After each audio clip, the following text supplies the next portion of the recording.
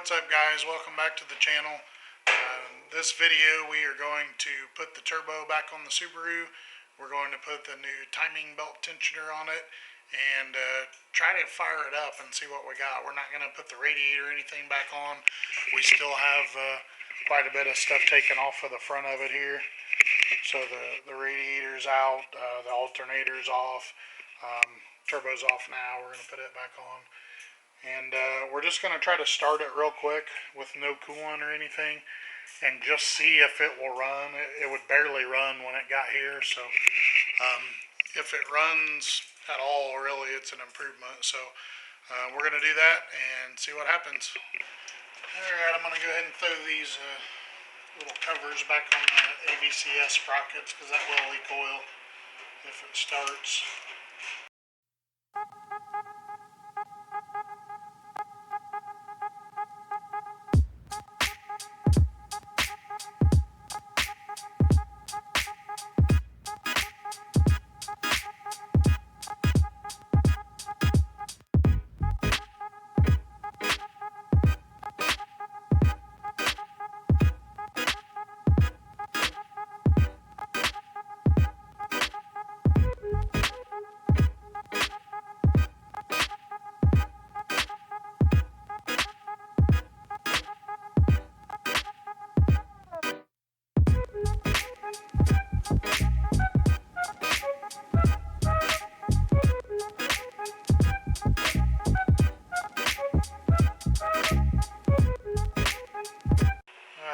Those little covers on the AVCS sprockets.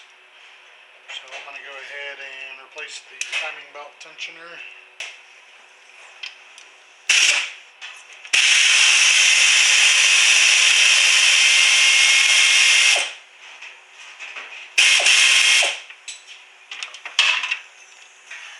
Here's the new tensioner, so it appears to be exactly the same other than clean and shiny. So when you get a new tensioner, it comes with this pin in it. So what this is for, there's actually a spring inside of here that actually provides the tension for the belt. When they come, the spring is compressed, and then this pin goes through and holds it down. So this rod in the center is what actually provides the tension. So once we get it in place, we'll pull this pin out, and then that rod will come up and contact, we're not going to be able to see it on the camera, but there's a hardened steel pin in the timing cover there. So the rod in the center of this comes up and contacts that, and that's what pushes down on the belt. So it puts tension on the belt. And then this is sealed up. I think that's what's wrong with the old one, is there's a bunch of like oil and crud on the top of it. I don't know if the camera will pick it up or not, but it's oily and dirty on the top here. So I think the oil is actually leaking out. What that oil does is dampens that movement. So as it's running, it would have a natural tendency to bounce. So the oil inside of there dampens those vibrations, just exactly like a shock absorber does. So we're going to bolt that on, and then we'll pull the pin and it'll put the tension on the belt. Before we put the tensioner on, we're going to go ahead and take this bottom idler pulley off, and that'll just give us enough slack in the belt to get the new tensioner in. When you actually put a timing belt on, that's the last thing you do on these Subarus is put this bottom idler pulley on.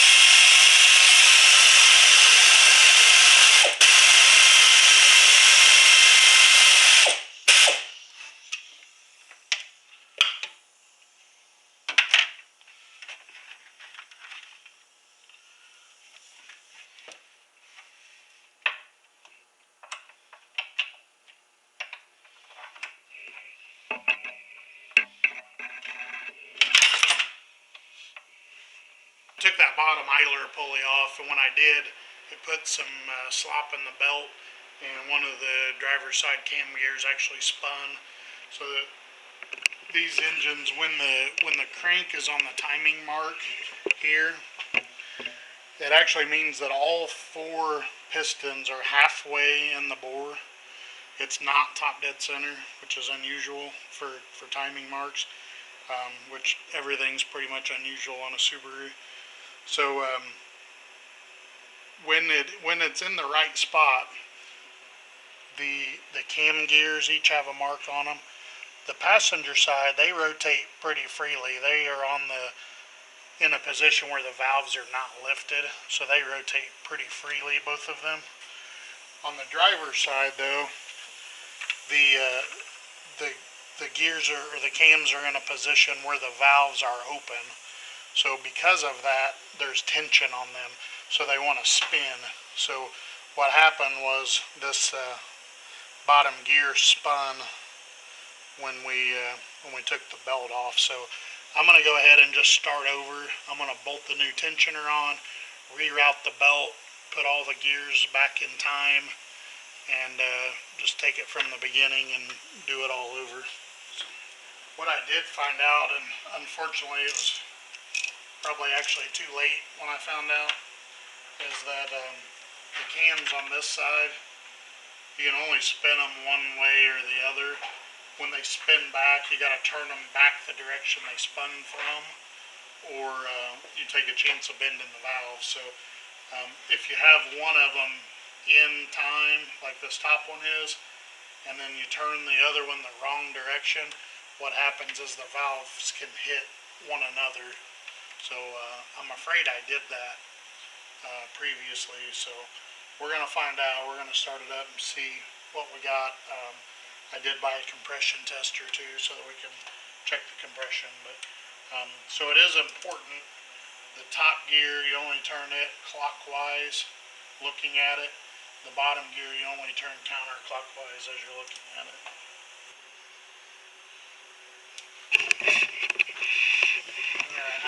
I don't know if the camera will pick it up or not, but I did paint my timing marks yellow so they'd be a little easier to see. So there's a mark on the gear that lines up with a slot in the cover, the back timing cover. And then on the bottom of the gear, there's a double mark that'll line up with the double mark on the other gear once I spin it back into place.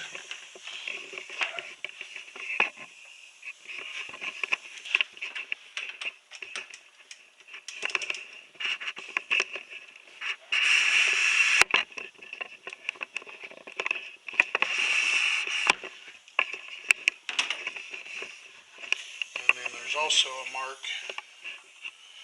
on the side of this gear that lines up with another notch in the back cover. So that one's lined up. I can see with my mirror. You can see the two in the middle are lined up with one another. And this one's lined up with a notch in the top. So those two cams are where they're supposed to be. These two cams, like I said, move freely, so it's no big deal to get them into place. So I'm going to go ahead and bolt on the new tensioner now.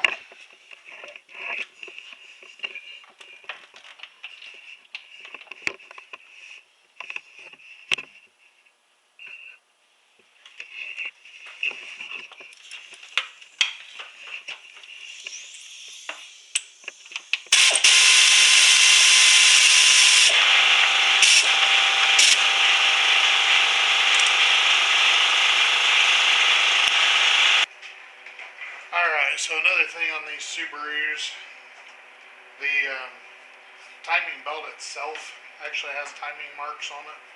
There's 5 of them, one for the crank and one for each cam. So I went ahead and paint markered the outside of it too, so you can see it a little better.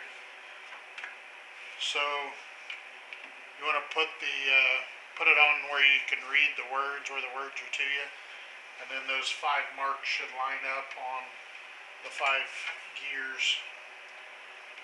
So it's just another way to help you make sure that they are in time. So the easiest way is to actually start over on the passenger side. So these cams move freely, so we can just make sure that we have the belt itself in the right spot on the cam, just using those lines. Alright, so once you get both gears, the lined up and timed on this side.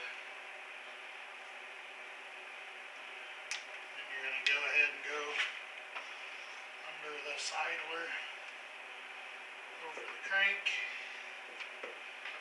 making sure to get the line on the crank gear sprocket lined up right with the line on the belt. So once you get the two gears on the passenger side and get the crank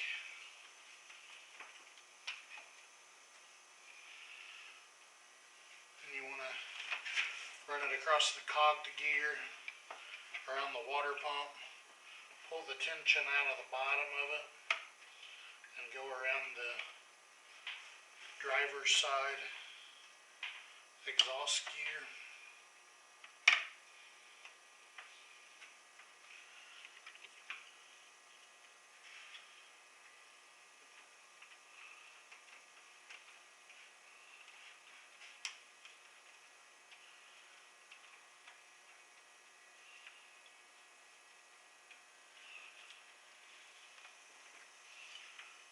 The last one will be the intake cam on the driver's side. So you kind of got to stretch up and over it.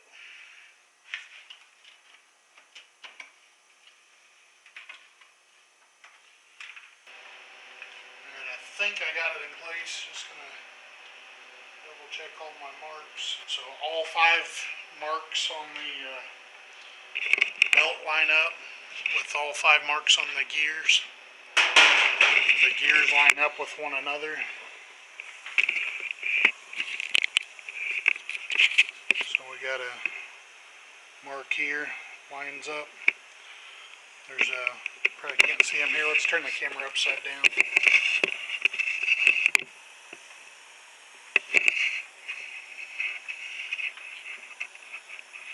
Here's the 2 marks in the middle that line up with each other. There's a mark over on the side that lines up with the line on the belt and the notch in the cover. And then exactly the same thing on this side. So I have a mark on the top, lines up, mark down on the side, and the 2 marks in the middle. So exactly the same on both sides. So now I have it all lined up in time. So we're going to go ahead and put that bottom idler back on.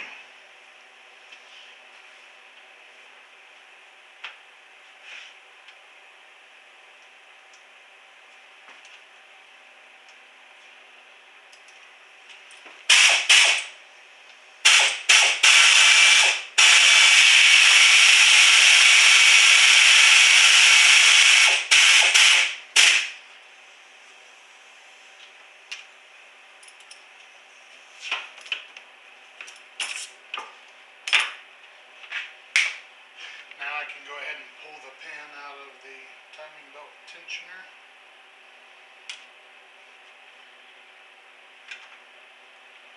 And it's loaded up, so we should be all good to go there. It's always a good idea to go ahead and rotate the engine over and just make sure the marks still line up. It was going to go the same direction that the engine goes when it's running, which looking at the engine is clockwise on this engine.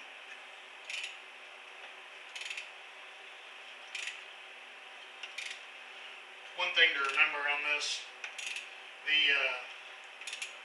well, with any engine, the cams always spin half as fast as the crank, so you'd have to go 2 complete revolutions to get it back to where it was.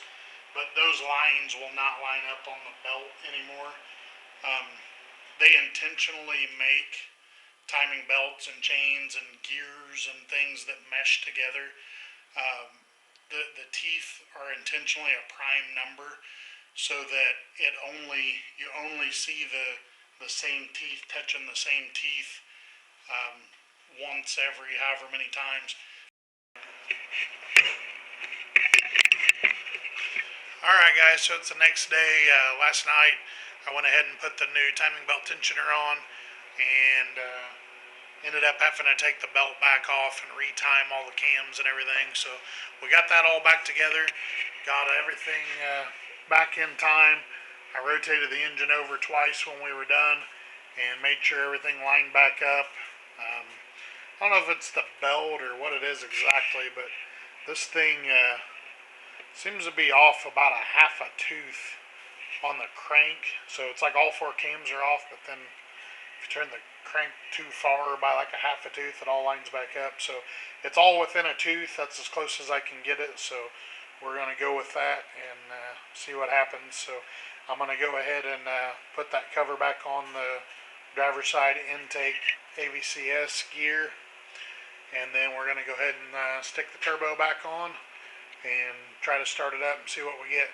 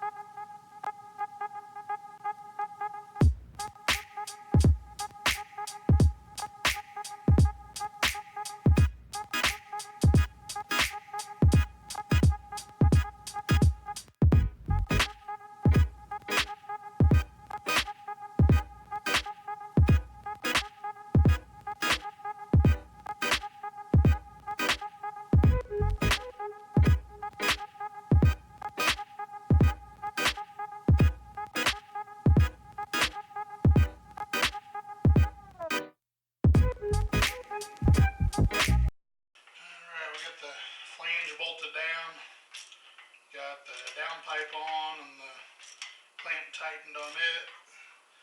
Just put the oil drain on with the new gasket, got the bolts tightened on it.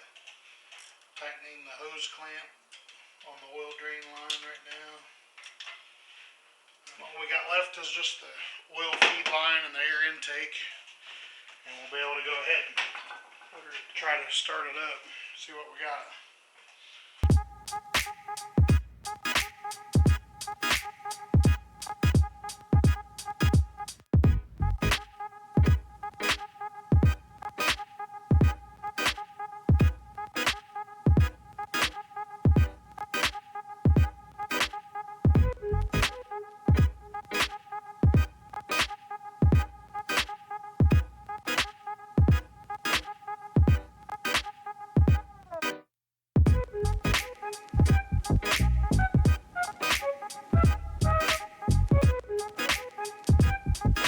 Alright guys, so we got the turbo back on, got the new timing belt tensioner on, got the belt, timing belt and everything all back in time.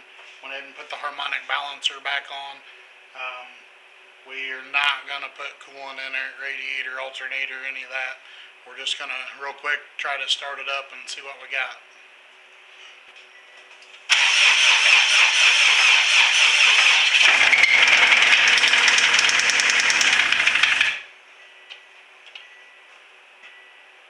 Don't sound very good. Try it again.